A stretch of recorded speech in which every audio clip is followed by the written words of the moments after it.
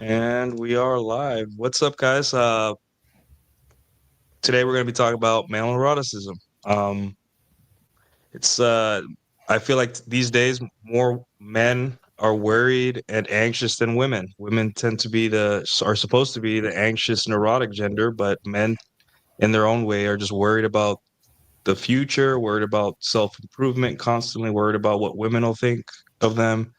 So, yeah. So, guys, if you want to go ahead and introduce yourselves. I'm sure everyone knows who you are, but Jack, go ahead. Well, my name is Jack Napier. I'm an alcoholic, but I thought it was finally time to admit that. And I'm happy I was accepted in this group. And I am looking for healing and health. And I hope to find that here. You can also find my journey on Substack. And yeah, no, I'm good, man. I'm good. I had a great show with Rob last night. New Substack was released today. Had a show with Cappy. When was this past week as well? No, last week, which was absolutely great. Good to see him again. And yeah, life's been going well, man. Life's great. Are you saying that you're a chill guy? Yeah, Just a man. chill I mean, guy? I'm getting chiller by the day, where it's like all this stress I had, it's like, what am I worried about? That's basically what gave me the idea for the show. Like, whenever like a big meme comes out, like it's big when they make a crypto or sorry, a shit coin out of it, Yep. a meme coin out of it. So I'm like, okay, maybe there's some psychological thing to this meme. And then I looked at all the breakdown, and it's basically like this character that was made by some artist on Twitter. It went like a year ago, and then they started using it for memes, trying to like show like guys getting like yelled at by women or by their boss or just in life in general. And their response is just to put their remember the King of Queens meme? What was his name? Yeah, the guy, Kev, Tim Holt. No, it Kevin, wasn't. no, Kevin Kevin James. James. Yeah. Yeah, yeah. Where he has his hands in his pocket, he's just like, like whatever. It's basically that, but cartoon form. And basically, such a psychological implication of it is that men are stoic. We just take shit, and we have to like, and we're just relaxed about it. Like life slides off of us and all that stuff. I'm like that, that's That part of meme being a is man. that meme is you personified. Like You think every so? time I see that meme come up and there's a text, I'm like, yeah, that's Nuke. That's Nuke. It's like, yeah, Yeah. probably. Thor, Yeah. how you been, man? Living the dream, guys. Yeah, my name is Captain Jack Sparrow. So there you go. Out here being a pirate, doing good. Awesome. Right John, how's I know you covered some of the fight. I don't think you were too happy with the fight. I don't think anyone was, but Well, yeah, the Jones, not Joe, the Tyson and Paul fight. Yeah, it looked completely fake. yeah. It looked really fake. Yeah, I mean, if I were it's a wild, meme 'cause, like YouTuber, you got so much gambling and stuff going on around these things, and it's just blatant storytelling, the fabricated weigh-in slap. I don't know. It's just fighting in general has become just FGR. Yeah, very much FGR, someone put it in the chat as soon as you said. It is. Yeah, you It's just trademarked it's that, become dude. pro wrestling, and I've noticed this a while ago about life. Is like everything's become pro wrestling. And like I think that's why I was drawn so much into the fight world, is because it was like to me the last bastion of truth and honesty. Because like you can't lie when you're inside the cage or inside the ring. The truth is gonna come out. And like even with the fake fights, like the truth comes out because you can't fake it. It's obvious. When someone takes a dive, people smell the stink. Yeah. It did bring us the new best ring girl ever. Just so. That is true. Silver linings, people. Silver linings. We're all about positivity here. Yeah. Yeah, it was just a meme fight. Like, I'm sorry for the fighters that came before it. And then the Jones and Stipe fight also. Two old guys who look terrible.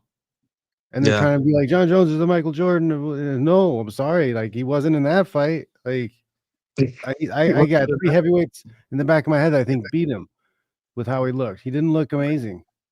Yeah, the fighters before the Tyson fight, they were good. They were like, they had their heart and soul into the fight apparently, but like, the meme fight was the main event. So, Hawk, how you been, man?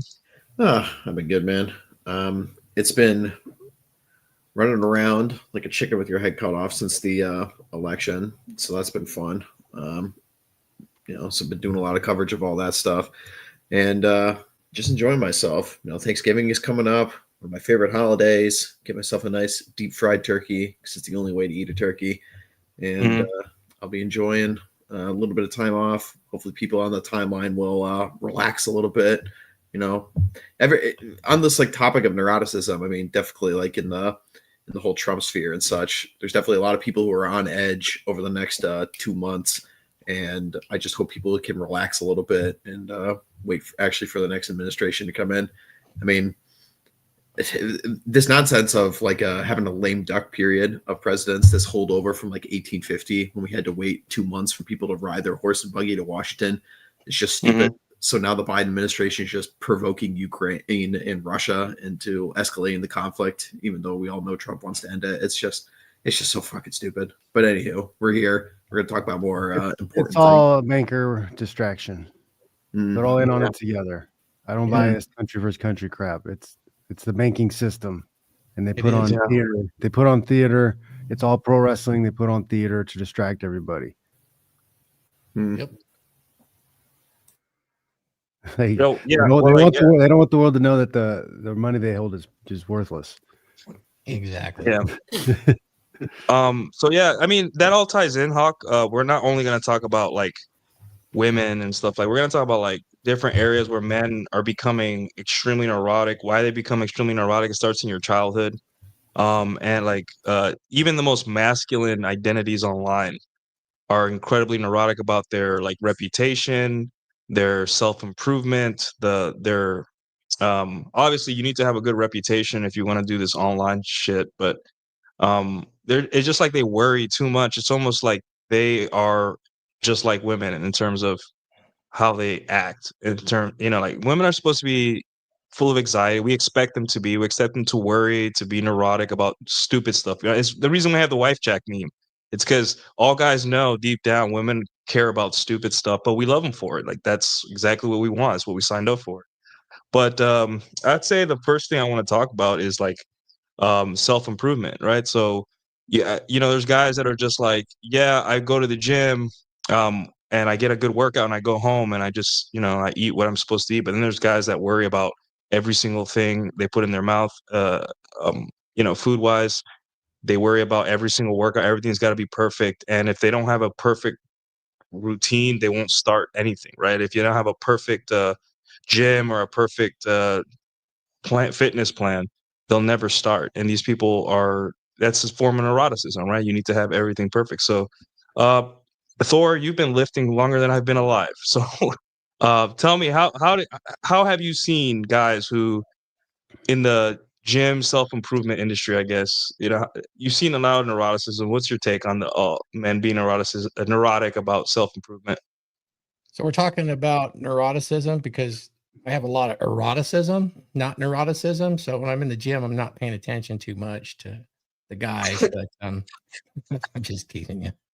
No, neuroticism is it definitely, you can that's one of the big five personality traits. And it's an interesting trait because it can be dark, but it's really based on sensitivity, that nervousness versus resilience, confidence. They're kind of opposed and they're embedded in neuroticism.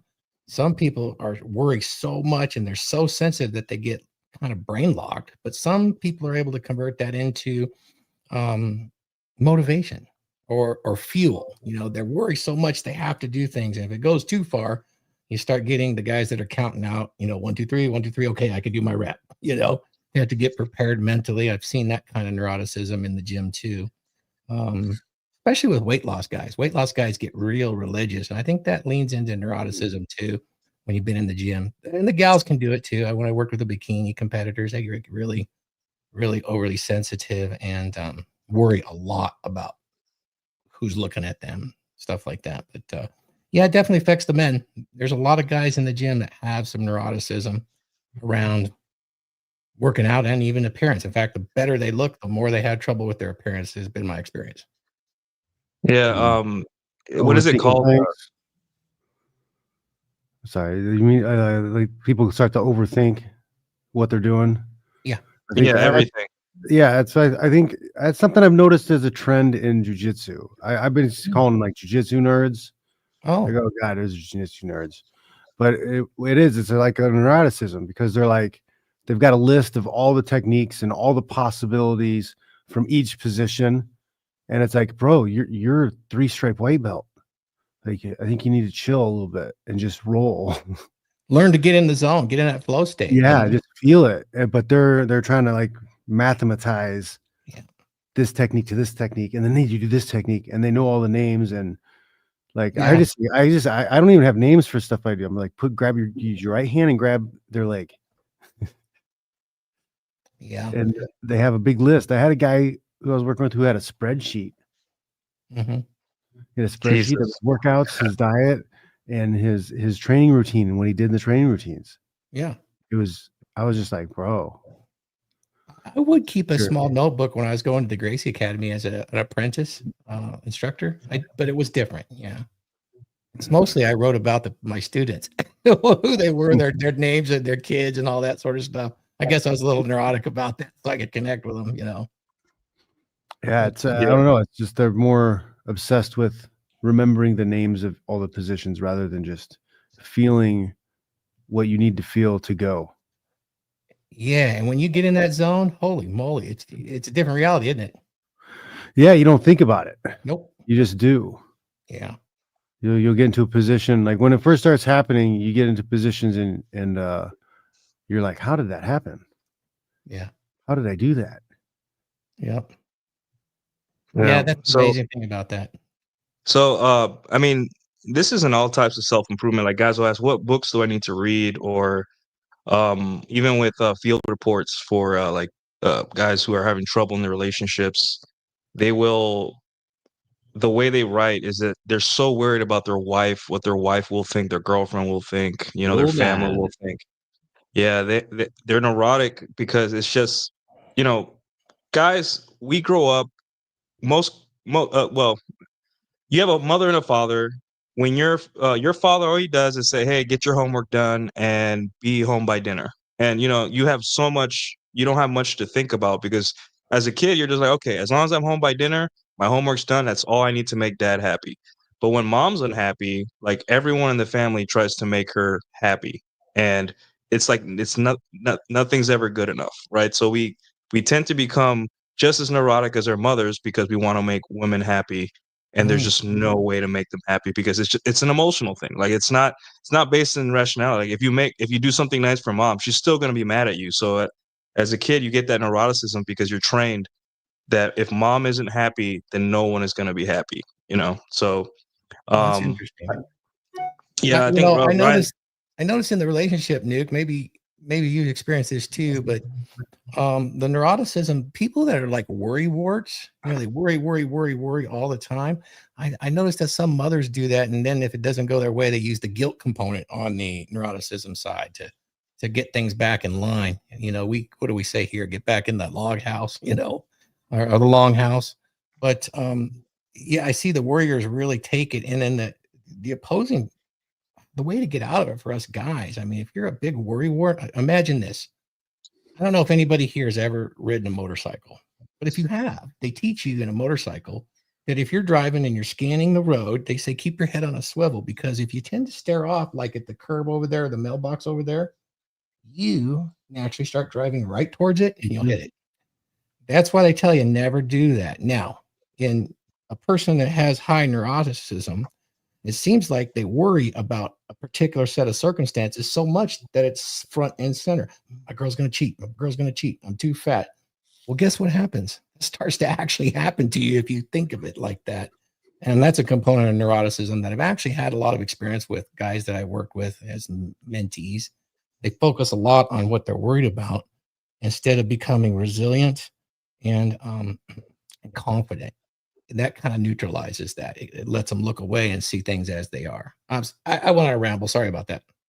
Oh, no, that was perfect. Hawk, so in the political sphere, we see, I think it's on both sides, honestly, like, Trump will name a cabinet pick and guys are just like, it's over. Like this is, this administration is going to hell. And I'm like, first off, like, regardless of who's president, like, shouldn't you think to yourself, hey, you're going to make it anyway? I know it's going to suck, but Yeah. You made it this far in life. Why is it because some weirdo Seriously, what are people thinking? Like, how much has your life drastically changed from one president to the next? And the guy who's going into office now has already been there. Like, Yeah. what are you freaking out about? Like, there's a lot of things to worry about, but that's not the one. Like, you should be on your path anyways, taking care of yourself and handling things, making money, right? So why do you care? It's just going to be a different obstacle. Oh, I got a comment on that. How many of you guys actually have led men before? In work environments, combat environments? I know Nuke has. There's an interesting lesson. I'll tell it here for Trump that I'm looking forward to watching. And this is because he's going to have 2 terms. And because this actually happened to me, and I had to learn this lesson too. And I'll just describe it in my terms. I became a supervisor. I was a brand new supervisor. I had a really big team of power linemen, and I came in and I wanted to be their friend. I picked leadmen based on the social group to try to make this the team. I'll tell you, after a year and a half of that and shitload of failures and betrayals, that didn't go well. The next time I became a supervisor in a much harsher environment, I came in as the new sheriff in town. This is how it's going to be. By the way, I will compromise with you. My standard compromise is we do it my way. That's the compromise. You know, that team went to number 1 within 3 months. I had more respect from all those guys. They would do anything for me coming in as the new sheriff. Now, with Trump, why do I bring that up? You guys know when he came in his first term, he did not do any executive orders overturning Obama's orders. He even kept the presidential assassination authority. These are unconstitutional. Trump did that. And then he picked through the Senate a bunch of rhinos in his cabinet that betrayed him. And he knew it. And now to watch him come back in and speak, I think this guy is definitely masculine. They tried to kill him. He's coming in as a new sheriff. I'm crossing my fingers. He learned the lesson I had to learn 25 years ago. And it served me really well. We'll see how it goes. But guys, keep your eyes open. I think he's coming in as the new sheriff. He's going to set that standard. Hell be damned. And it will work in the long run much better. What do you guys think about that? Nuke, you've led men. The number one thing that will keep guys like following you, like really respecting you and looking for you for answers and like kind of like just hanging around you, right? Is you to be chill. Mm-hmm. And not chill like no standards. I mean like chill like, for example, shit's going down, you know, like, hey, there's an electrical fire or something, and we're putting on our firefighting stuff, and everyone's just kind of like, what do we do? And I'm just like, hey guys, what's up? You guys ready for this? You know, and you shake them a little bit, like, hey, like, relax, dude, this is nothing. And like a lot of people, we see like these portrayals of masculinity in movies where, you know, the guy comes in yelling, he's badass, and he's like, he punches the fire or something. But in reality, the way it goes is that you're actually telling the guys to chill the fuck out as a leader. Like, guys, chill the fuck out, right? Yep. And if someone gets burned really, or like, you know, something bad happens, you tell them, hey, you know, like, dude, just go to medical, you'll be fine, you know. And that's, I think the more realistic war movies, I haven't been in combat, right? But the more realistic war movies, I think it's when the leader of the company or something is just chill. Like, you know, people are getting shot or one of the guys is injured, like in Saving Private Ryan. And instead of making a big deal about it, he just goes off to the corner, cries, you know, whatever. He comes back and is just like, okay, guys, we got this. It's not a big deal. And I know maybe it is a big deal, but it doesn't help you to be neurotic or worry or be anxious at all, especially in a stressful environment, you know, whether it be like physical fighting like John or like, you know, dealing with very high voltage like Thor or any of the guys. Really, it does not help you. Like a lot of people think that being careful and being neurotic are like the same thing. I'm like, no, trust me. Being careful means you've studied and prepared before the fight, before the drill set, before you going up on a high voltage line. That's being careful.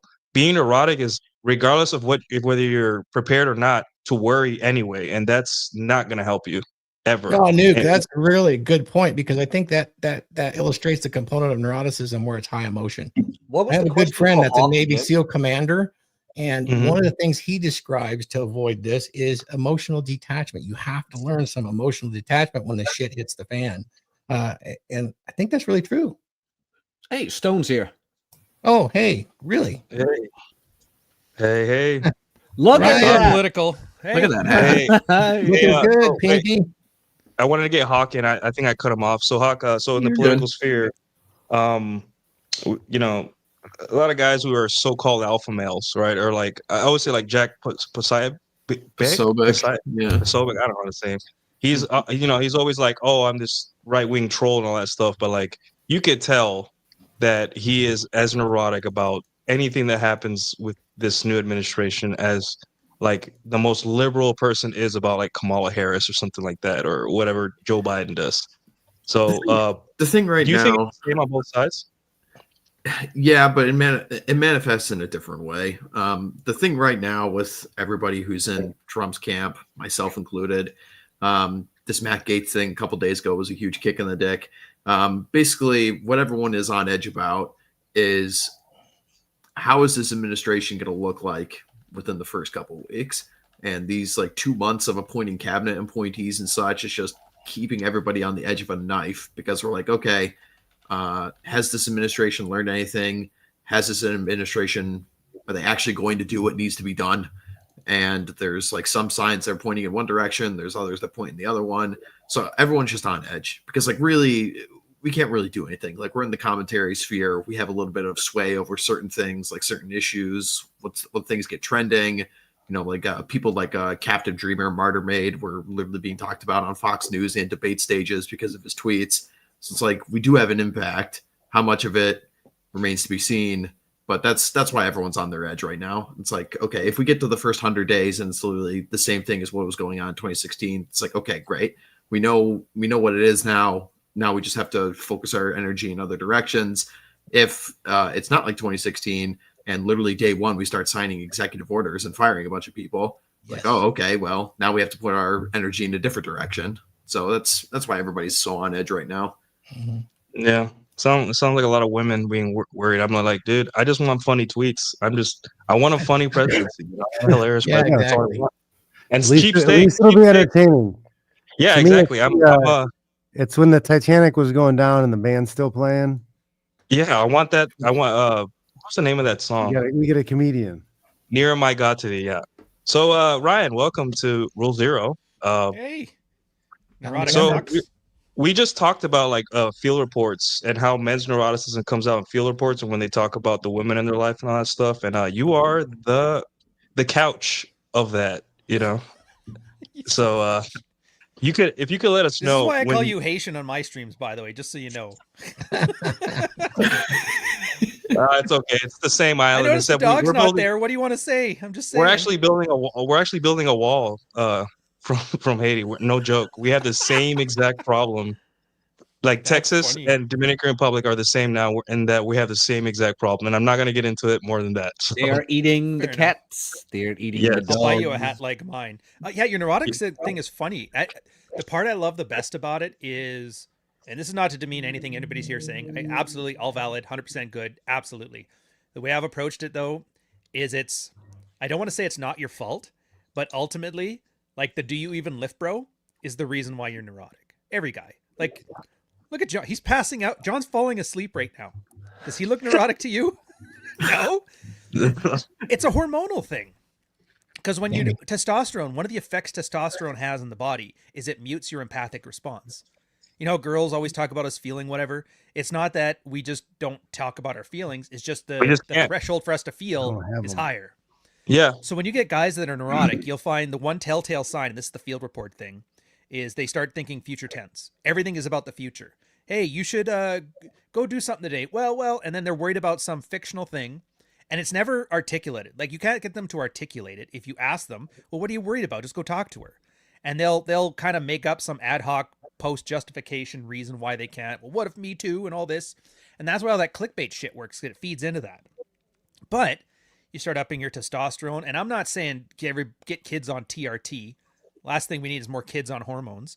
But yeah, just the workout, depressing your central nervous system because you've stressed your CNS out from workouts, getting your testosterone up from compound lifts and stuff like that. all this neuroticism just goes away. You stop thinking future tense stuff and you start focusing more on present tense, like being in the moment. And as much as like woo woo magical people love to talk about your vibes and whatever, it's really just a hormonal response to your environment. And I'm sure Rollo's got like a great thing about, well, guys who didn't eat enough meat back in the day because of like famine had to have more neuroticism, be more, maybe, I don't know. It's a good enough story if you want to say it. And if guys believe it, good enough. But yeah, a lot of guys who have neuroticism about this stuff. That's probably why who's the political guy you were talking about? The Pobby Stoic or whatever? I'm sorry, Hawk, what was it? Jack Posobiec. Yeah, Posobiec, yeah. Posobiec, yeah. He's a neurotic striver. He's probably stressed out. He does nothing but smoke cigarettes and drink coffee, and he's missing sleep. His cortisol's through the roof, and he's worried about his career. That's Tim Pool for you. Oh yeah, him too. Civil War. Yeah, cortisol. Yeah. War. But yeah, so Everything is war. Everything boils down to that our inarticulate fear that guys have, and it's just your limbic brain fight or flight response on overdrive because your monkey brain doesn't know what the fucking email is. Yep. It just knows fight or flight, and so if you're giving it emails and it's getting that response, it doesn't know the difference. Yeah. Yeah, Yeah, that's what the are funniest the- thing for the married guys. For all the reports, like, do you even lift, bro? And like 3 months into field reports, you can tell because that's the guy who's like all of a sudden starting to calm down and not yell at his wife when she yells at him. It's like, oh yeah, what are your lifting numbers? And you look, and I don't care what the numbers are. You don't need to be 1,000-pound club guy, but just seeing numbers go up, numbers go. What's the meme? Numbers go burr. Yeah. Yeah. Number go up. Number go up. Yeah. Lift heavy circles. Number go up. Yeah, something Can like I that. tell you guys something amazing about America? Do you guys mind if I praise America here? How much time do you have? Yeah. So we don't have things like brand mixes like Twizzlers that taste like Hershey. You guys have a sugar-free drink that tastes like Skittles. And it's Kool-Aid? like yeah, but it's not Kool-Aid. It's like Skittles Glade. And you drink it, Skittles and it's like Glade. it makes a whole gallon. I had to convert it because my containers are all in leaves. Interesting. Yeah, so I'm Skittles. just drinking Skittles drink right now, and it's sugar-free. Drink. And I'm like, this is the most, and it tastes, even though that sugary taste Skittles had, it has that, but with no sugar. What the heck? America They're sour is- too. America is fucking awesome. You are Where's- no just wonder we're sweet on the out and inside, aren't you, Stan? I have to I sneak off to Buffalo twice a year just to buy like the stupidest shit ever because I'm like, you can't bring it in just like do it. Russian Just sounds like contraband. a tumor waiting Just to take happen. the leap, Brian. You're so close. You're I so am close. I am You're close. so close. So yeah, well, it brings me to my next point, Ryan, is like the future. Like guys worried about the future. Like, will I ever get married? Like, what if men have like this wall in their mind where like, if I'm not married by 35, then I'm a failure. And I'm like, no, dude, you get Yeah. like, that's not how you're supposed to be thinking. Ask Like, them to define Yeah, failure that does and exist. see what they answer. What yeah, does failure mean to you? It's amazing how people don't even define shit. They just use marketing terms. I'm comes not my from- best self. Like, what the fuck does that mean? You see this Yeah. all the time in the tricon sphere, which definitely over indexes in my sphere of things about the idea that, oh, if a guy isn't married by like 25 into 30, he's a complete failure and such. This just comes from the egalitarianism that we all live under these days, where men and women are viewed as exactly the same, where you're viewed as having the exact same time clock as each other. There's no differences between the two genders, excuse me, in any way, shape, or form. This is the kind of bullshit that we talk about all the time in this sphere. Shouldn't be like, oh, all wound up like a tight clock. About, oh my God, if I can't do this, then I'm not a real man in the views of the Tradcons and such. It's like, Well, man, if it a long time ago, though, if you weren't married by, from 25 to 35, a lot of people probably thought you were gay. yeah. Back pre 1950s, because like Yeah, they that's needed, probably why Matt people, Walsh they got needed people to married. get married early and have a bunch of kids because they needed workers. Yeah. That's changed now. mhm. And I remember being in my early 20s. I wrote about it. It's in my book. It's in my journal. Like being all worried at 23, 24 years old that I wasn't married and I didn't have any kids yet. I thought I was a failure at that age. I hadn't even hit 25. So I think that's even pushed back. People are starting to feel that at 35 now. Like I remember 20 years ago, I was feeling that then in my early 20s. Yeah. Yeah, the soulmate myth really feeds into that too. That is quite a marketing tool that's been done on the TradCon side. Get married early, find that soulmate.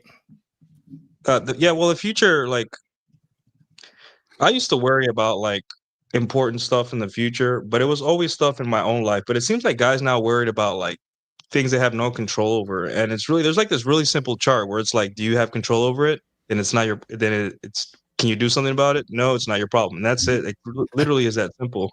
And like, there's no reason to worry about, and you know, like, Ryan, I know you have that series of essays, vetting is about vetting, right? Oh, the vetting And one. Yeah. yeah, where at, like that's like especially the more conservative Tradcon guys, that they hate that, because to them, like they need so much control over the relationship, and women have like zero agency. You know, like it's just so weird that you think that you take a snapshot of a woman right there, that she's going to be the same her whole life, that nothing's going to happen, and that since you're so smart and awesome and traditional, you have God on your side, you've made the right choice. And you And know, it's not even your values you're vetting for. It's somebody told them to you and you just went with it. yeah, some married your Karen is like, pastor, oh, you got to yeah, look for your this. pastor, or Matt Walsh or something, or Ben Shapiro, because those guys are really good at women too. What would But Matt Walsh do? yeah, and then they think like, well, what do we do then if vetting doesn't work? I'm like, well, you just live your life as a man. Like you go to work in the morning, you crush work, you go to the gym, and if she's still around and pleasant, then you keep her around. And I know there's legal implications to marriage, but you're smart, you figure it out. If you really care that much, you'd fucking figure it out, and it'd be that simple. But guys they just need to worry. They can't, like this. Listen, dude, like all you have to worry about is if she's pleasant or not. That's it. And she's putting out. As long as those two things are in place, you're golden, bro. And maybe, you know, a little bit of, you know, like, hey, I don't like it when you do this, or I don't like it when you do that, you know, smaller things. But yeah, that's one of the biggest things guys are neurotic about, is like vetting women. Like, hey, oh, she has a tattoo on her forearm, you know, she has herpes. I'm like, dude, there's women that are like going to church every day that have like 3 STDs right now. Who knows? And that There's girl a with the Lauren tattoo on her Southern joke forearm, in here somewhere too, man. yeah, there is. And honestly, like, why were you so just, dude? Like, it's killing your game. She's gonna realize that you're neurotic eventually, and she's gonna be like, "Wow, this guy really is worried about me," and all that stuff. So, yeah, There's women defending the borders of America while hooking up with guys who prefer to eat cum out of their girlfriend's ass. Jeez. Realize that. Oof. Was that the one you were looking for, Ryan? My God. That's the other one. Yeah. That's the one that makes me feel sad about our position. And like we've wasted our lives arguing with that guy. My God. I told you. I love how John's so confused. He's like, what are you guys talking about? You don't want to know, John. Robot dogs. Just focus on the dogs. Oh my goodness. I think Well, one you of know the what it is, Jack? It's that stupid Reddit post. The guy was talking about how he was a foodie and arguing about food with this Yeah. guy. Then he viewed his profile and noticed he's in a piss drinking subject. He's like, I just wasted a week arguing with a guy who drinks his own piss about food. Like, well, I'm an idiot. I mean, just look That's at the us. guys you're arguing with. FGR. I never gave him a platform. Just saying. Just saying. FGRP. But No, this I is the think, world we live in. Go ahead. Al. one of the things that really prevents against like male neuroticism is just when you have a baseline set of competence. Guys like have this weird fixation. It's almost like an autism that they need to be total experts on something until they do something. It's like, well, I don't really know how to work on a car, but I know how to look up a YouTube video, and I know how to call Kyle Matovic, and he knows how to work on a car. So even if I'm in a situation where I don't know, I know I have the baseline competence to solve the problem, even though I don't know all the issues or all the shortcuts or all the ways of solving it. It's like, once you get that locked down, I feel like this neuroticism of not knowing the answer to every question, you'll be fine, man. Mm-hmm. A lot of guys don't trust their own ability to adapt. I think a lot of people that way. I think people have been raised to be kind of like push buttony. They don't do anything themselves. They don't know how to do anything themselves. It's like George Jetson. Remember his job? I mean, how much of the over neuroticism today may be brought on by like helicopter parenting and single oh moms? yeah, that's what I wanted to get into, John. Like, why men, where it starts. I talked about earlier, where like your dad, as long as you do your homework and are in time for dinner, he doesn't care. He's like, whatever, just don't break anything and do your homework. And yeah, and like don't mess anything up. Don't mess anything up. That was literally my dad's rules. Don't Yeah. break anything. Yeah, just if you're gonna fight with your brother, fight in the yard. You know. Don't make me have to say anything or do anything. Yeah, yeah. Hey, Yeah, just leave me alone and don't break yeah, anything. leave And me whereas alone. You're mom, pretty good. yeah, whereas mom is just like when she's mad, it's like no one understands why she's losing her mind. Everyone's uncomfortable. They're trying to calm her down, and just nothing works. So I guess that carries over to men in their adulthood, and they think that if they're afraid of women's emotions, they're afraid of what women will think of them, and here we are. Yeah, but that's no more Mr. Nice Guy stuff. That's no more Mr. Nice Guy right there. Guys Mm. carry on their parentage, so to say, how they were raised into adulthood. Must not anger mom becomes their default setting, and mom becomes whoever has authority because they are used to any female having authority, female teachers, female bosses now, managers, whatever, and of course, mom. So they're only used to walking on eggshells, which is where most of this male neuroticism comes from because they've never actually pointed the finger towards where all of that comes from or have done the work or realized that, hey, wait a minute, I don't need to walk on eggshells because she can't actually hurt me other than maybe raise her voice at me, and that really doesn't hurt that much. Like maybe it gives you a bit of annoyance in your eardrum, but that's about it. Yeah, and that's why I say, hey, guys, don't blame your like I always say step one is always forgiving yourself because you didn't ask for that. It just was beat into you since you were a kid. Now that you know the dynamic here, now you can start working on getting over that. And it takes years. I mean, for some guys, it took me years to like look at my mom as not the authority in everything I do and come home and be able to like tell her things that she didn't want to hear. And then even my dad, who they're still together, but my dad would be like, "Hey, calm down." I'm like, "No, Dad, this is how I feel. I did it in a nice way. I still love my mom, but if I don't want to come home for a certain holiday or I don't want to do this or do that, and then I still love her. I still call her once a week. It's just Was there a moment for Yeah, you, or is it just kind of a gradual change? uh, there. I would say when I left to the military, it became like because of the stress of the military, I started speaking my mind to my parents more. My dad understood because he's a 20-year guy, but then my mom also understood because she's a Navy wife and she kind of understood what I was going through. But the thing is that my mom still wanted me to like kind of be the same kid I was when I was younger, but like more responsible. And there was just times where I told her, "Hey, mom, like no." But then my problem was that I was too mean or aggressive. I wasn't able to articulate my boundaries with my mother. And now going over the years, I realized like a lot of guys when they unplug, they go the other direction, right? Like full 100% Rambo. Every woman that says something they don't want to hear, they turn into a red meat podcaster and just yell and throw stuff at slurs at them. And I was like, hey, like that isn't that isn't masculine to me. Just being mean to women because they challenge your boundary. To me, it was just like, hey, no, like broken record. Like, no, mom, I'm not coming home for Thanksgiving. I'm busy. No, mom, I'm not coming home for Thanksgiving. And then eventually, my mom kind of like backed off after like 6 months, a year. But it is what it is. Interesting. It's nice Yeah, though. Sucks that you had to do basic training and clean toilets to get there, but whatever. As long as you get yeah, there. it is what it. Yeah, but man, I cleaned so many toilets. I was basically a nuclear janitor. That's what they call us. That we were just nuclear janitors. We spend more time cleaning than we do operating a plant, and that is 100% verified by my career. So And look at you now, being in the manosphere. Now I clean my own toilet. yeah, mom, I'm cleaning my own toilet now. I'm a big man. I'm a Twitch streamer. Yeah. Another thing I wanted to hit on. So we talked about neuroticism and self-improvement. Guys that like, hey, the seed oils are gonna kill you, or like if you have one cigarette once in a while, you're gonna die of lung cancer. Don't smoke, guys. But like having a cigar like once a month with Cappy ain't gonna kill you.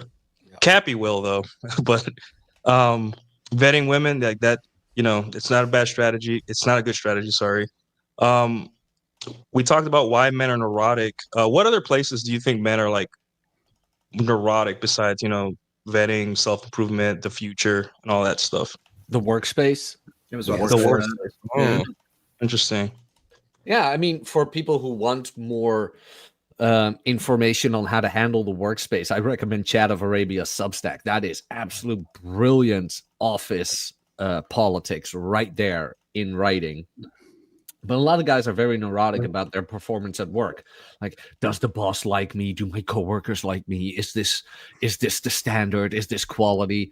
Instead of looking at what needs to be done, doing it, and everything falls where it may fall. Like, did the job get done? Yes. Good. Moving on. Continue. And of course, yeah, you have to you have to create social circles at work. Of course, you need to be liked. But as Rob says, you can either be, what was it? A fuck up or a prick. You can be a prick or a fuck up. You can't be both. Like, if people don't like you, you better be good at your job. Or if you're not that great at your job, you better make sure people like you. It's one of the two. He wasn't wrong in that. I have a coworker right now. Nobody likes him, but he does his work perfectly. So he gets to stay. And you've got people who do a very shitty job, but everybody likes them and they can stay as well. And then you have the guys who keep wondering if they're doing everything right, if they're likable enough, if they're not doing anything wrong. And those are often the first to go because they're more of a nuisance than anything. They're more worried about consensus than performance. Exactly. Which is a female trait. Well, you got to ask for consent, Nuke, remember. Oh, that's true. Yeah. Am I doing it right? Am I allowed to do this? No, but that is a place I would say male neuroticism is present as well. What about the guys who make red pill content and their reputations? Man, I get yelled at every week after I do Rule Zero. I'm used to that shit. Manosphere content, not because we're cool guys. We're the cool guys, right? But like that's another thing I see. Like I'm not gonna say any names. I'm in an armistice right now. But there are people that like you one mention of their name and you get called slurs, and I'm just like, okay, well, nice smile. What level of neuroticism, from do you have to be as a guy to be that worried over your reputation on the internet? Like the internet, you know what I'm saying? Like imagine going to the internet and thinking, no, my reputation should be fine. Everyone is nice to me. And it's like, have you guys ever heard of 4chan or any other site besides Reddit where people just don't give a fuck? Like people really think the internet is Reddit. I'm like, the internet is not Reddit. Reddit is fake internet. Reddit is like internet if you could like see people and like their reactions in real time. The real internet is 4chan, and Twitter is becoming more like 4chan now because Elon is doing his thing. But I see it a lot on the internet where guys like someone disagrees with them and they're like write 6 paragraphs about, hey, why they suck, why you suck, and they're right. And I'm like, dude, yeah, I get it, but everyone's gonna disagree with you on the internet. Like the internet makes money by putting 2 opposing views together. If the internet were echo chambers like it used to be, like back in the day, where you like log on like a Dragon Ball Z forum and just talk about whose power level was the highest, the internet wouldn't make money. But if you have a Twitter feed where you have like trad woman A say, hey, men aren't good enough, and you have red pill brown Dominican content creator saying, hey, like let me quote tweet this to get engagement, that makes money for Elon and everyone. So like, why do guys not get that? I just don't understand. Like it's supposed to be a red meat fest on the internet. That's what makes money. Because they think the internet is real. It's either they think the internet is real, or in this specific case, it's that fake Christian value of, well, I apologize, so now you have to forgive me. And he doesn't like it that people are sentient beings who can still tell you to fuck off, even if you apologize, because you haven't changed. And you proved it time and time again. So that's what a lot of people don't like, who spout these fake virtues when they're called out on their bullshit. And that's what we saw from a Toyota Tacoma live. I mean, and it could be anyone. It doesn't matter about any niche, right? Like, what I see is that a lot of guys, they want, what it is? I think guys want to be neurotic. I think that it feeds they really want to be, because there's this thing called doom scrolling. I don't know if you guys heard the term. It's like a Zoomer Yeah. term, where guys go on Instagram or TikTok or wherever, and they just see people with their fake lives showing them, usually in expression in the form of open hypergamy. You know, girls saying like, "Hey, I fucked 100 dudes and I'm married and I have kids and I'm like the Riley Reid, right, stuff." And they're just like, "Oh, I want to be mad." I'm like, dude, like, as goofy as it is, like I see it all the time on Twitter, as goofy as it is, that girl is chasing her dreams, right? I know it doesn't make sense to us because we don't see, you know, being filmed to have sex with uh black men, right, as a dream, right? But she is doing her dream. She, in her mind, she is doing what she wants. Why aren't you? And when you're going and focusing on yourself and what you want, aka becoming your mental point of origin, then the neuroticism goes away. Because like you don't give a fuck what someone else does with their dick or vagina. You just stop giving a fuck. It's not your problem anymore. Serenity now. Yeah. I'll bring up the Serenity prayer here really quick, because this definitely is important for you guys. God, grant me the serenity to accept the things I cannot change, the courage to change the things I can, and the wisdom to know the difference. If you can't change what is going on in Riley Reid's life on Twitter, why are you stressing out about it? Frame fixes this. Yeah. So why are men getting so neurotic over what people do with their mouths? It's the seed oils. Words. They're not sunning their asshole enough. It's Yeah. it's what? It's the certain group that we're not allowed to talk about. Yeah. Wait, the 13% or the other ones? The first. Which one? Which one of the Funny two? 2% hat. of the neuroticism. Crazy. The funny hats. Oh, the Yeah. funny hats. Yeah, got it. Yes. You can't even talk Yeah. Who about knows? Who knows? To be Who fair, they kind of knows? own that stereotype of neurotic guy. I'm just saying. Yeah. Oh, well, I mean, you watched a sitcom, guys. It's not the JQ here. I'm just saying. I watched Friends. Yeah. Chandler wasn't the stressed out one. Yeah. Isn't And he you should guys be. watch Family Guy? The token you know what of the show. He's like a neurotic guy. You know what I'm talking about, right? The guy who owns the pharmacy. Yeah. All stereotypes are based in some degree of truth. So. Yeah. So yeah, I mean it's difficult to work with neurotic people. It's difficult as a neurotic guy to go date women because you know you're thinking about so many things. And like, I mean, Jack, we could me and you have talked about this before. Like, when a girl's on a date with you, you think she's like wearing, like she's thinking about what you're wearing, unless you look like a slob, right? She's worried about herself. She's like, man, did I shave correctly? I didn't paint my nails correctly. Like, my dog probably I forgot to take my dog out today. Like, she's worried about her own life, and here you are worried about what she thinks about you.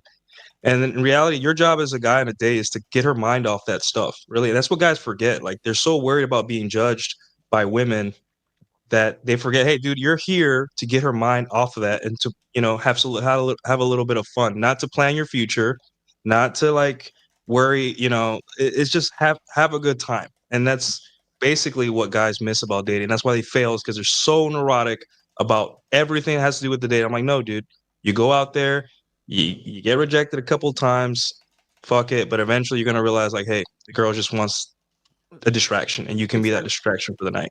It's that shift of perspective, right? A lot of guys in the beginning go on a date and like, oh, does she like me and whatever? But you have to get to the point where you get on a date and like, am I gonna like her? Is this gonna be fun? We'll see. We'll see where it goes. Blah blah blah. And then you just go to the date so you can have fun. Where it's like, hey, no matter what, I'm gonna enjoy myself. And that's the point where you want to be. Meant to be enjoyed. Yeah, where it's like, I don't care what happens, I'm gonna enjoy myself. And you go karting or whatever. Yeah. No, but that neuroticism stems indeed from lack of experience. That's the biggest one, I think. Just that lack of experience. Yeah. Because I mean, Nuke, you and I both know, like, we'd rather play video games or get a nap than go on a date these days. Where it's like, oh, yeah, I mean, sometimes. Nice. Yeah. That's like, oh, a nap. Oh, that sounds nice. Oh, Yeah, a date. Working a lot. Yeah, exactly. But a lot of guys are not there yet. They don't have the experience, they don't have the numbers, whatever. I'm not saying you need to sleep with them all, but at least go out there, talk to them, date them, and figure out like, oh, wait, you know what? They're not that different. All of them aren't that different from each other.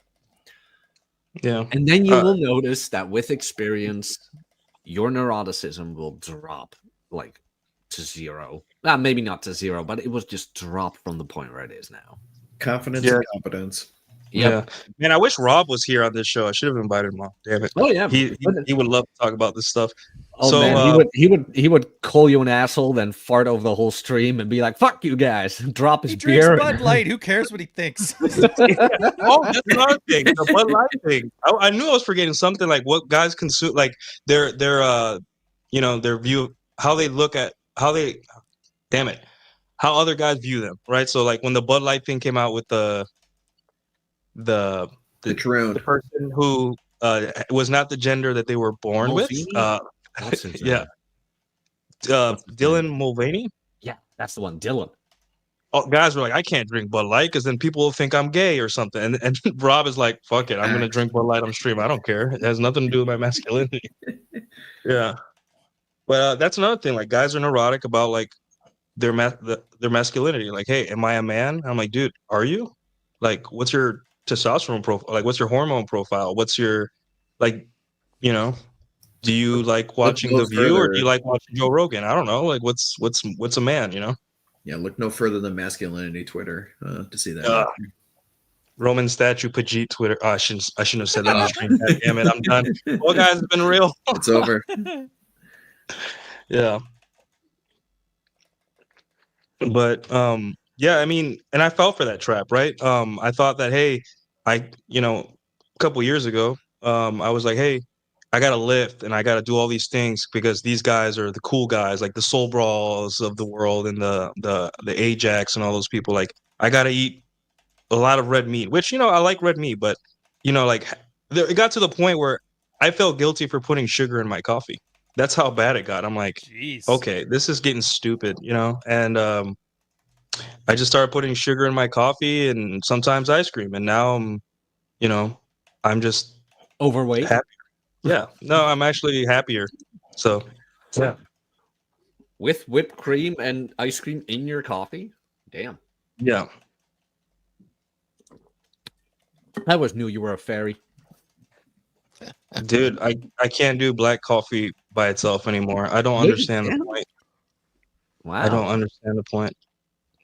I mean, I can't blame you. I mean, I do like it bitter, but I mean, ice cream isn't bad, it's nice.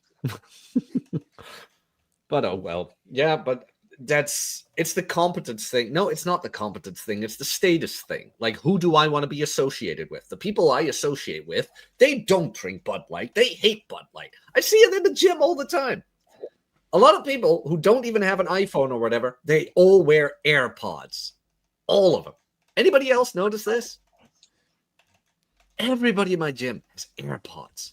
Yeah, I think it's like 80% of people. But another thing is like, you're a trainer, Jack. People asking you like, what's the right creatine or what the right? Yeah. You see, you're so done with it. Asking you 100 questions before just picking up a weight and putting it down. Yeah, that is. They want to be perfect before they even begin. They want to be perfect before they fail because they are scared of failure. Where it's like, no, you are going to fail. Same as supplements, where what is it? Like, which supplements do I need? And like, you got your blood work? Like, no, then I can't tell you. I just can't, because for a specific personalized recommendation of supplements, I would need to have your blood work. And even then I would be like, you know what? Go ask your doctor. Now, what protein supplements do you need? I don't know. How much protein is your intake? Do you even track that? Like, no. Then how do you know you need a protein supplement? Do they eat seed oils? 9 times out of 10, looking at them, I'd say they do, Ryan. You gotta stop that. Yeah, I'm just gonna hand out copies of Frame by the client. Like, here, read this first, then come back to me, dipshit. Slather it in bacon grease and then read it. Exactly.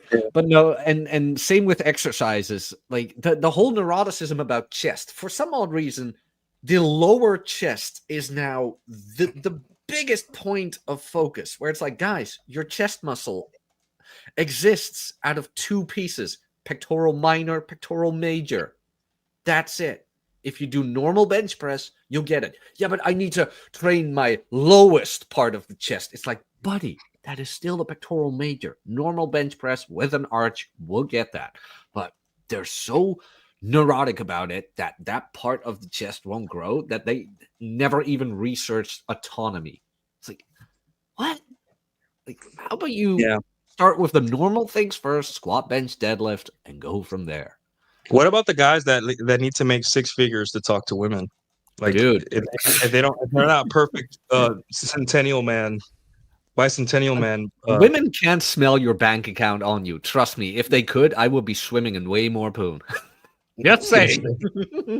Yeah. What is crypto? And that's a lot of the damage a lot of manosphere podcasts do, where they're focused so much on self-improvement and not enough on being the man in the arena, right? Yeah, like, first off, what are you improving for? Like, are you, obviously, if you're going to be a fighter, then you're improving for your match, right? You're not improving for anything else but your match. So everything you do, from your diet to rest and whatever, sparring, whatever, has to be for your future match. And I think that's you should look at your gym experience like that. Like, hey, you want to deadlift 600 pounds one day, right? Like, but you're 40, you're 41, or you're 38. Like, are you what are you deadlifting for a vanity number or something? Like, obviously, by all means, right? But realize that, at some point in your life, you cannot think self-improvement is just for the sake of self-improving, because it's gonna waste your time. You're gonna be mad, and then I guess it creates this covert contract where, like, if I do this, then I'll get this outcome. And a lot of guys, they're like, if I just have the perfect physique and the perfect bank account and the perfect everything, then finally a girl will suddenly come into my life. Meanwhile, the broke drummer who just walked up to the girl and said, "Hey, woman," he got her, right? And that's, the Ever only got way pounded in a 4x4? that's Jack's pickup line. Hey. The only way to get rid of your male neuroticism with women, right, is just to be the man in the arena. Really realizing that after you get rejected, or the girl leads you on a little bit, nothing happened. No one cared. No one was looking. Like, when was the last time you saw a guy getting rejected in public? You didn't even notice. You probably just thought, oh, they were just two friends talking. There is no way to tell. Oh no! Don't you know guys are getting Me Too'd every 3 seconds? Oh yeah, like, you're just making excuses. And the thing is, like, realize that the only way past your neuroticism is being the man in the arena, right? Just getting out there, getting beat up by whatever endeavor. And it's like any skill. Like, if I want to learn Moonlight Sonata, I can watch 100 videos of people playing Moonlight Sonata, but until I realize that I can't move my pinky to play the melody, then I won't know where to improve, or whether it's worth it to me or not. So I have a good example of this, Nuke, about your brain on Manosphere TM, as we like to say. Oh, Jesus. So one time I made the very, very foolish decision of joining one of Rollo and Mike Sartain's Twitter spaces. I will never be doing that again, ever, because they just let any Tom, Dick, and Harry into the space. Awesome. So one of these kids comes on. It's maybe like 19 or some shit. Comes on immediately and is asking for myself, Mike Sartain, Rollo, everyone to come on his podcast. And the reason being is because when he reaches 100 subscribers, Andrew Tate said that he would have him on his show. And immediately I blocked this motherfucker. It's like, really? So your goal of your whole thing of having your podcast up to 100K is not to make money for yourself, not to talk about the things you want to talk about, provide value to people. Yes, yes, give exactly. The only thing you want is to beg on your hands and knees to everyone else in the space. Oh, come on my podcast so I can get more subscribers, so I can talk to Andrew Tate. Fuck you. Fuck you. Absolute loser. So that is my story for the day. Yeah, let me get this super chat real quick. We got $2. You get one of these, sir. Trey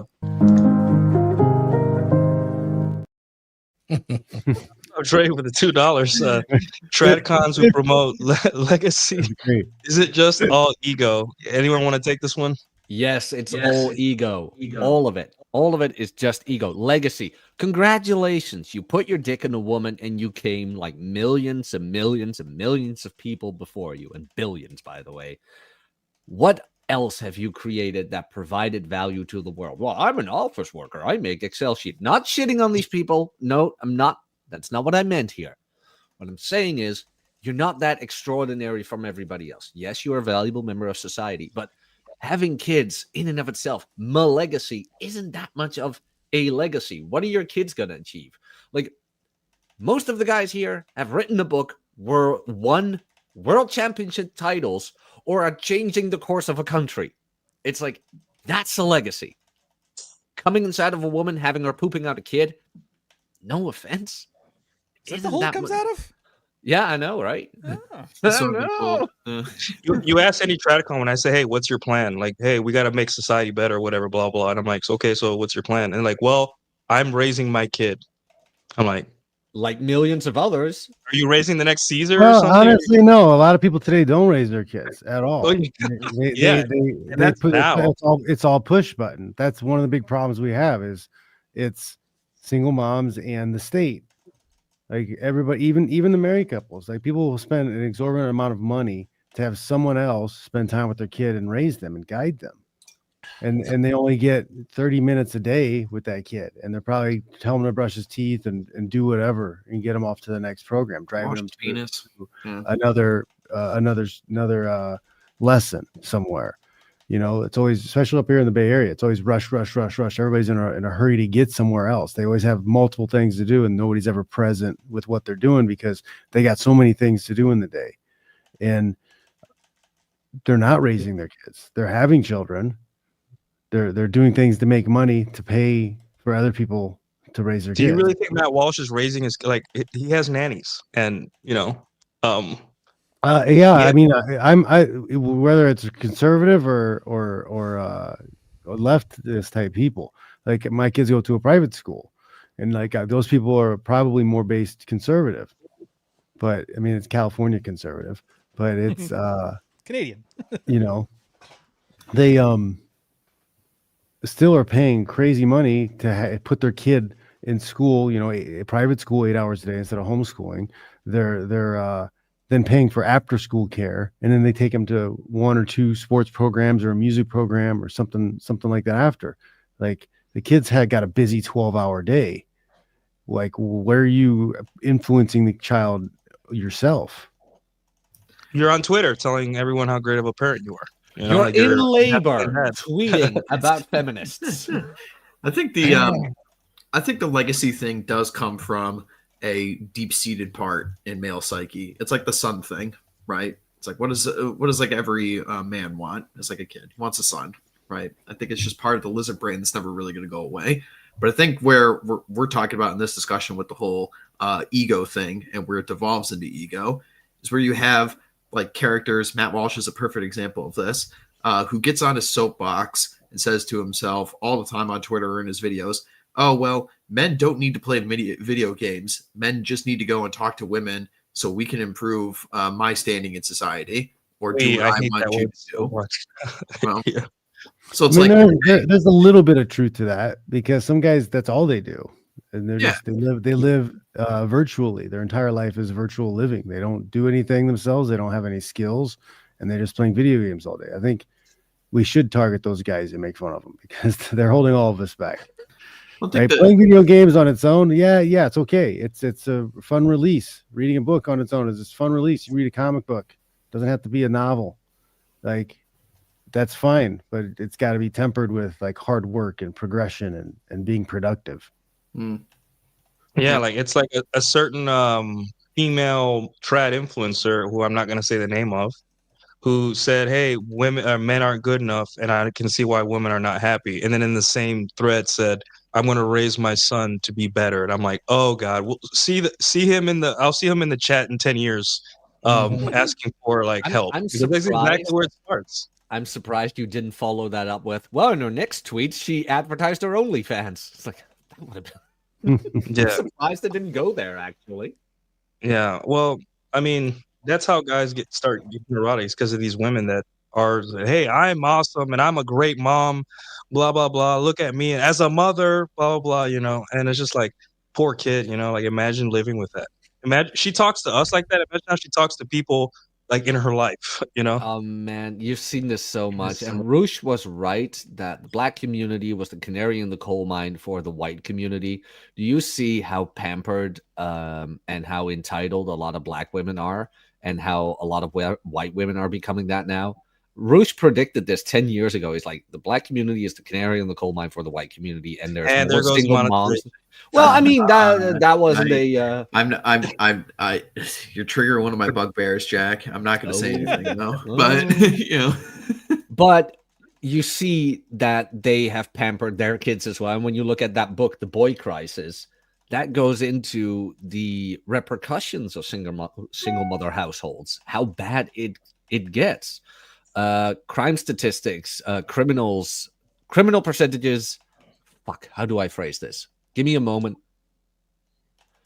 That single mother households are more often the household criminal stems from compared to two-parent households, even compared to single father households. Undereducation is a big thing amongst single mother households compared to two-parent households and even single father households. But would you see women read that book, The Boy Crisis? I don't think they'll ever do it. They want their boys to be better. Would they actually put in the work and be confronted by those stone cold facts? No, they won't. They'll only make it worse, and then they're going to go to Cappy and buy his books, and Damn he'll be single sitting moms. there. Then he'll be Seed sitting oils. there, rubbing his hands as the quarter chosen people he is. More money for him. Yeah, it's just crazy how they like women will be like, the red pill needs to go away, and I'm like, well then good you're luck. actually raising the next generation of kids that are gonna be at 16 wondering why they're so depressed or something, and then they're gonna stumble upon the red book or the yellow book or the yellow book or the white book or whatever the color book, or Thor's is red and black, right? The red and black and white book, if you're in case of Thor, and they're gonna wonder why the black book didn't help them, or why mom is so angry at me all the time, and why is my girlfriend angry at me all the time? Why is everyone so angry at me all the time? Whatever.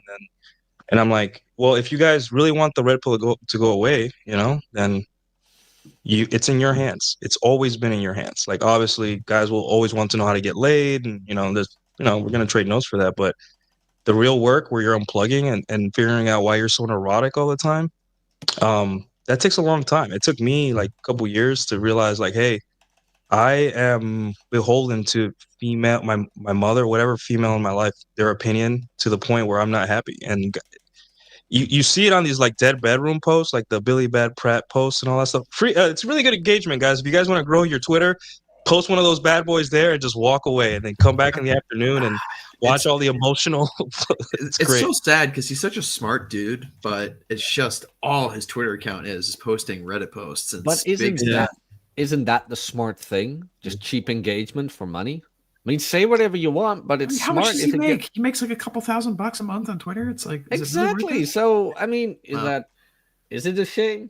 Is it? I think he could do better. That's all I'm saying. Yeah, it's like Rich Cooper. It's like Rich Cooper. Everyone's like, well, Rich Cooper's content has become very, whatever. But I'm like, yeah, he's a businessman. He's a cold-hearted business dude. What else? What did you think? He's doing what he's doing what he's supposed to, make money. So lowest common denominator, man. If you appeal to that, you're getting a shit ton of money.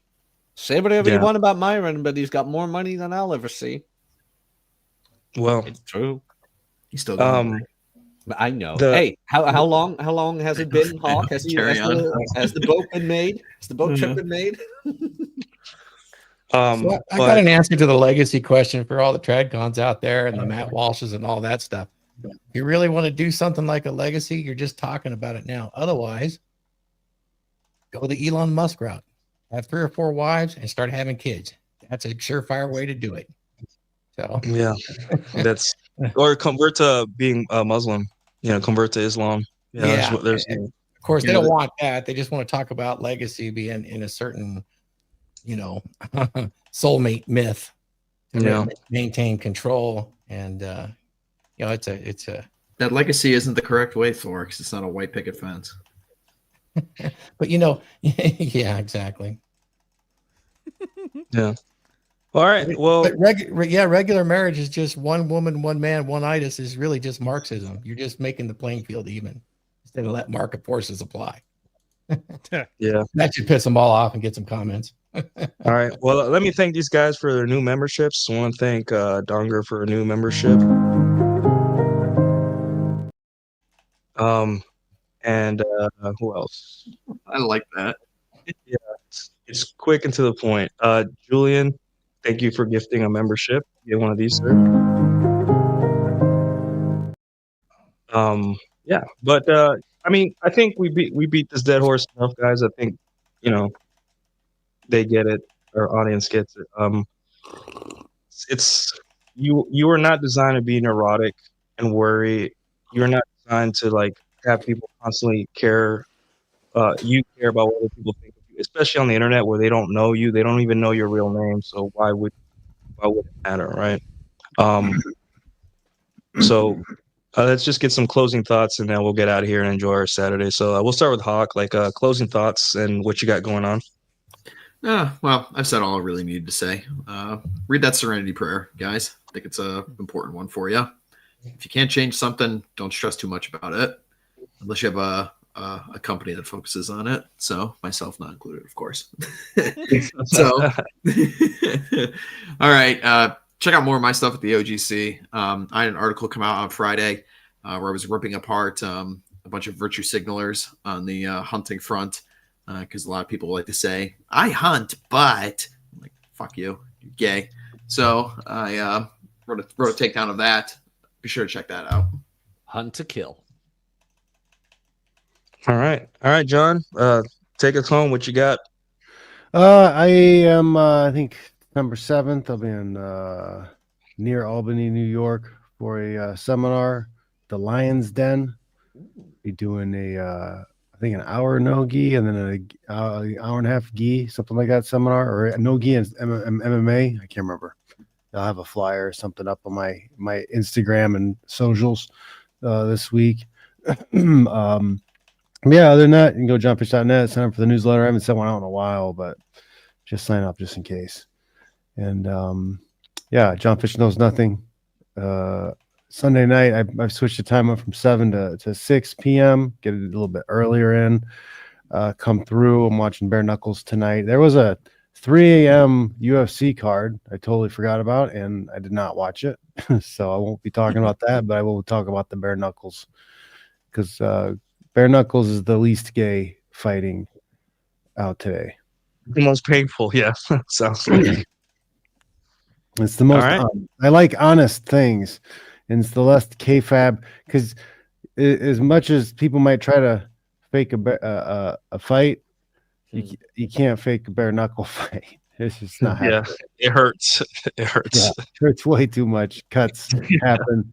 Just a sharp jab KOs people sometimes. It's just different, man. It's just different. It's like, if you want people that are in that really want to do it because it hurts that much. There's not really much. It does not. Bare knuckle punches do not feel good on the hands or the face. Yeah. All right. Well, yeah, guys. John owes us that review of that fight, so we'll be looking out for that review that you missed. You owe us that. All right, Ryan. I know you got the new channel. It's growing fast. Orion. Oh yeah, Orion Films. The Rambo one just got out. I'm doing Gattaca now. To be honest, the thing I'm most excited about is the book. Like Praxeology 3 and 4 are coming out, which is good, and they should be. But after that, I got a new fiction book coming out. It'll be nice because it's Rollo keeps saying like, "What's the next thing? We've already said everything. So why aren't you making things that are made for men to enjoy?" And I'm like, why the fuck not? Yeah, I want to make. It's the only book of mine I haven't hated. Like after I've finished it, I usually look at it. I'm like, I fucking hate this piece of shit. It's the only one I've been like, I'll read it. Like I don't hate it, so it's probably good. Yeah. I wanted to make a Red Pill manga or something because, like, dude, it kind of gets boring talking about your own experiences. You're just like, yeah, every guy goes through this. Congratulations to me, I guess. I don't know. Like One Punch Man, but it's like the One Behind Club. Yeah. Oh wow, that would be a good one. Hold on, let me write that down. Write that down. You don't know the one behind club? We have I got stories, ideas. all of us. I'm using ChatGPT to like help me with scripts and all that stuff, but I don't know how to write a Excuse manga, you? so I have to research on how to write a storyboard for a manga. So it'll happen when it happens. So Nice. yeah, because like I got to get the whole my personal experiences book out the way, I guess, and then after that it's gonna be like I want to focus on like entertainment. Um, maybe a masculine geek can help me. He's a DM, right? Yeah, Vince. Yeah, Vince is a so good maybe guy. he can. Great guy. He's probably good at storyboarding and stuff like that. And I don't know if I want what the setting is, if it's going to be cyberpunk or medieval or like berserk or something like that. I don't know. But definitely going to be red pill oriented and stuff. So sorry to take your fire, Ryan. My Oh, bad. that's it. I'm excited for you. I'm looking. I'd read it. Yeah. So Jack, Thor had to step out. Jack, what you got going on? Boom. And Mhm. and final thoughts, please. Oh, final thoughts. Male neuroticism. Guys, please, for the love of God, go read No More Mr. Nice Guy. And when I say no, feel guilty, do the break-free exercises. Please do them. They will help you. Go lift. Get that neuroticism out of the way. Get that anger out of the way. Get into the gym and do something productive. It was a while back. Somebody even asked me, like, why do the red pillars always say go to the gym? It's like, because that is the lowest hurdle to jump over. Yeah. It is so easy to just get into the gym and start strong lifts 5x5, and it will be the first time a guy ever does anything for himself. That's why we say lift, and it has so much more benefit than just the physical. It has so much mental benefits. So for the love of God, if there's any fuck it, I'm not going to say should. I hate that word. I would highly recommend you start there. Other than that, new Substack got released this morning. Women don't reserve respect. It's about how men and women fuck them all. No, it's about how men and women view respect differently and the bastardization of the word respect. I had this concept a long time, and now I finally put it in the words. Thank you, my editor Colebug, for helping me out as always. But yeah, that one has been released this morning, so please go check that out. The link is in the chat, and I would highly appreciate it if you would subscribe to me there. Thank you. Yeah, guys. So, Substack is where the real work goes on. Us talking, it's fun, but like writing. And yes, guys, I will make my articles longer if you guys want. Oh no, If man! you guys- Don't. I love the joke. I want to Okay, keep the joke okay. alive. Well, that was Nick. Nick said that when Nick says, "Hey, something about your writing," you're just like, "I become neurotic. I become a neurotic male." So I have that too. When Nick pops in my spaces, I'm like, oh shit. Okay. yeah, I'm like, Okay, if Nick said something about my writing, first I'm like, wow, he's actually reading my shit. Like, I'm so sorry that you had to read my shit, and then he says something about it, you're just like writing it down, even though he's like half joking. So Mhm. If you think his critiques are bad, wait till you see his compliments. They drive me nuts. Really? I Yeah, but don't- you I don't He says he want like any it. Not, he says he likes it, and I'm like, I know he just wants more editing money. I just fucking know it. I wonder if he's watching right now. But you hate compliment, Ryan. I mean, 'Cause we they can don't do tell you anything. wrote the best books in the manosphere, and you'd be like, I hate you guys. Fuck you. Yeah. Like you'll It's just like, bomb what the do you do with Netherlands your if you hands? did. It's like, what do you do with your hands moment when someone compliments you? You're just like, okay, thanks. So what? I don't know. The same thing Okay. as you do with a girl. I'm glad you have an eye for talent. Mm, There you have it. You Sure. just agree. That's a part of frame too. Learning to accept a compliment. Sometimes people like your work, and you know what? Gratitude. Accept it. That's what the money's for. That's Some what the money's for. yeah. some Pay me, guy wrote pay a me, book buy the about book. it. Some guy wrote a book about it, a yellow book, which part 1 doesn't match part 2. Very Would you annoying. say that Ryan's walls are up? Is that what we're saying? Well, he's got a nice smile, but that's about it. I mean, It's it's kinda Also, he's a smart. giant dripping fag. And there goes the monetization times 4. covered in pink. So right, I learned but- the trick to the monetization. You just like say the last half of the word silently, and then it's like, oh, he's just talking about Faz. Yeah, or Fez from that 70s show or something. I No, don't know. but like Exactly. if I have to give Ryan any critique, it's like frame part 1 is bottom to top, then frame part 2 is top to bottom. It's like I can't put these next to each other. I can't. It's like, why do you do this? We'll see. I'm doing some cover editing for the hardcovers when I put all this stuff out together, so that stuff will all get box setted up. Don't worry about that. Thank the Lord. My neuroticism went down completely. Knowing All this. right, guys. Well, it's been a good show. I mean, neuroticism, right? Just we already said everything that had to be said. I just want to close with a quick metaphor, and we'll get out of here. So, this is the pottery metaphor, where like I'm sure you guys have heard of it. There was a pottery class where an instructor decided to try an experiment and try to motivate her students. She divided the class on the basis of how she would grade their work. She told one half of the class that she would grade them on total weight of the pottery they produced, so like the quantity, and then the other half the quality, right? Like how good the actual pot produced versus how many. And then once both sides understood the wind conditions, they went to work. Side A knew that they would be graded on the amount of work, so they produced piece after piece after piece, and some of them were crappy. Then they got slowly better, and then side B was super neurotic about making the perfect pot or set of pottery, and they spent days researching, getting everything perfect, and then on the last day they were rushing to get that perfect piece of pottery in their mind out for the teacher. And then on the final day, the teacher looked at the pottery, and guess who produced the better work in the eyes of the teacher? The guys that were producing lots of pots, right? Like just putting lots of pots out there. And how does this? What does this have to do with women dating and your everything. and everything? Yeah, it's just like and throwing punches and or whatever you do for a living, right? Is that you need to get out there, be the man in the arena, and stop worrying and just hit the ground running. No matter how much you lift or how much money you make, you still have to go talk to the girl. You still have to go talk to the girl. Yeah, right? it's all about reps. Do more. You got to just keep doing it. Like you throw that punch enough times, eventually it starts getting straighter and harder. Yeah, and no matter how much analyzing you do beforehand, you just gotta throw the punch, bro. It's not as good as doing the reps. Yeah. So, guys, follow me on Substack, and thanks for being here. And we'll see you next Saturday. Happy Thanksgiving if we don't see you. Bye. Peace.